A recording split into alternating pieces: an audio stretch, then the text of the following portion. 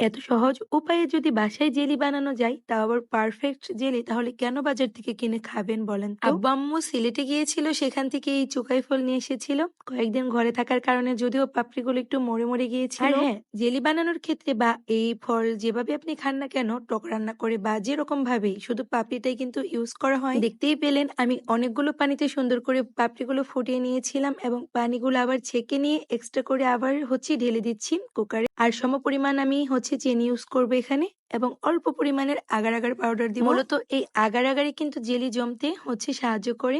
আমি অনেক সুন্দর করে নেড়ে চেড়ে আবার একটু জাল করে নিব। আর এখানে যে এক্সট্রা ফেনাটা জমে আছে এটা কোনোভাবেই দেওয়া যাবে না, তুলে নিতে হবে। এদিকে সুন্দর করে ঝাড় রেডি করে নিয়েছি, এগুলোতেই জেলিটা সেট করব। আর এই তো সুন্দর করে পরীক্ষা করে নিচ্ছিলাম ঠিক আছে কিনা। 2 তার 3 তার হলে বোঝা যাবে জেলিটা পারফেক্ট জাল হয়ে গেছে। দেখতেই তো পেলেন টোটাল প্রসেসিং। আমি কিন্তু কোনো রকম কালার ইউজ করি নাই, ইউজ করলেও অবশ্যই দেখিয়ে দিতাম। অনেক সুন্দর কালার এসেছে, খেতেও কিন্তু অনেক মজাদার।